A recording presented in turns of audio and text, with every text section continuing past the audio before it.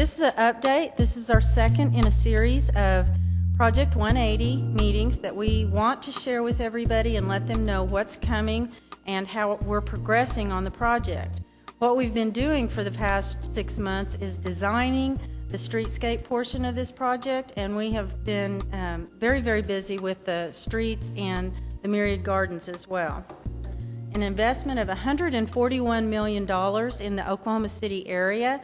115 is TIF dollars that is being created from the Devon's World headquarters being built at Sheridan in between Robinson and Hudson. That TIF increment financing provides for the $115 million, and Devon actually loaned us the funding ahead of time so that we could do the streetscapes while they're building their headquarter building. The $26 million came from the bond issue, and that was approved through the voters' 2007 bond issue approval. We're going to build a world-class central business district that's ADA compliant. That's our design constraint. We want to make sure that all of our ADA requirements are met from doorstep to doorstep. We have 8.5 miles of roadway and sidewalk construction, 57 intersections, and over 100 blocks of street and sidewalk construction and new amenities. We will have 2 additional public spaces with the myriad gardens, and then we will have Bicentennial Park and City Hall Plaza also being renovated for this project. We're going to convert everything to 2-way travel. We're going to have on-street parking and add some bike lanes. We're going to improve our walkability and appearance for the downtown area, make everything neat and streamlined. During construction, we're going to have lots of different ways to get where you need to go. And it is not how it will end up being, but it will be a challenge during construction. We're going to add on-street parking. We're adding about 1,000 spots. And we're going to add bike lanes in the Project 180 limits. Reno is our first project, and it'll have all the way from E.K. Gaylord down to Dewey and a little leg up Robinson.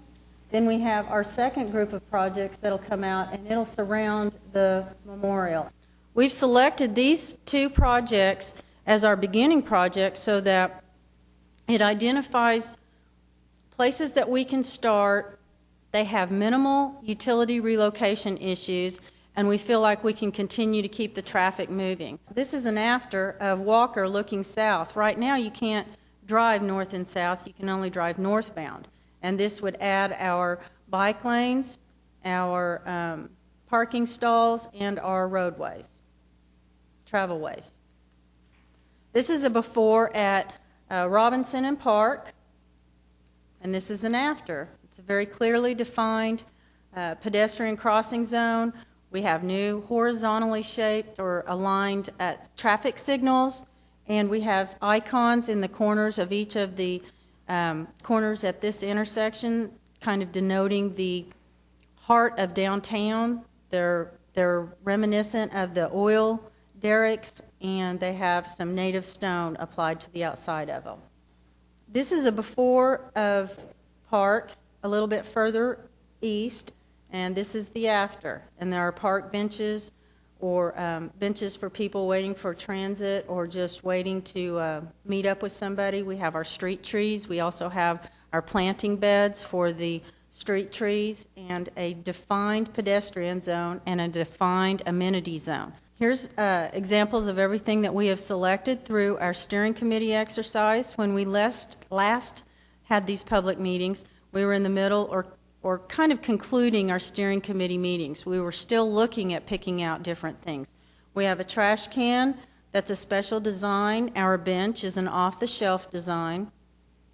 Our proposed tree grate is also a custom design. We have a bike rack, and then again we have our traffic signals and our signage that we're going to be putting in. These are the street trees that we've selected. They will be placed in corridors along the streets so that you see mass plantings of the trees when the fall color comes. It'll be very dramatic for these. And now we're going to talk about the myriad gardens. It's the one that's actually under construction right now. This is a picture of the Grand Lawn and the band shell, which would be located in the northwest corner of the Myriad Gardens. Here's a close-up of the North Plaza. It has a band shell and a wave fountain, and the wave fountain is such that it can make a wave go across the top of the water, and it can dance, it can make different patterns. It's being designed so that there's a lot of unique features to that wave fountain. Here's a picture of our ice rink / summer patio plaza. This is a membrane pool. It has a dancing fountain at the northeast corner of it, and at night there are LED lights that resemble the twinkling night sky. Here's a rendering of our restaurant that we intend to build on the south side of that ice rink and plaza. A new south entry is being constructed where right now we have a lot of service activity for the Myriad Gardens and the staff that works in the Myriad Gardens. This is a view from the north side of the lake. They're actually in the middle of filling in this part of the lake so that they can build the walkway that goes around the lower portion of the Myriad Gardens.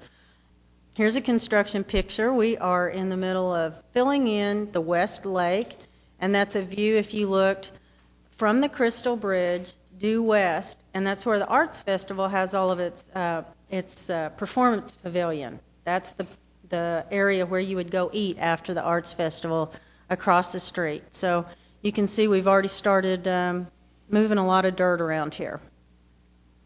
Here's a picture again of the rendering of what we're interested in doing for the Myriad Gardens, in the process of doing. And here's a view from the top. It's up from the north, but it shows you the progress that we've made on the western side of the Myriad Gardens with the raising of the trees and relocating of trees and creating some flat spots so that we can incorporate these new amenities that we plan to have in the Myriad Gardens.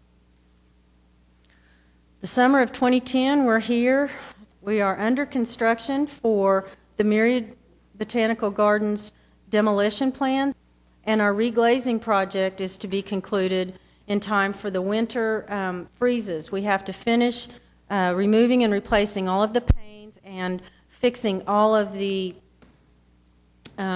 framing in there, giving it a painting so that it can last another 25 years and do us well on the Crystal Bridge.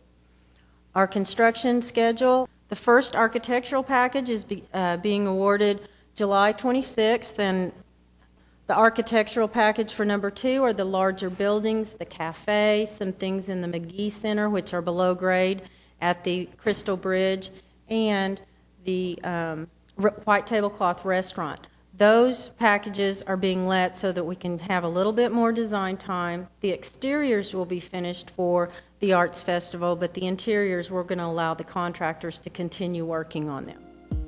Our Reno streetscape we plan to award August 9th, and our memorial, the area around the memorial, we plan to award September 20th.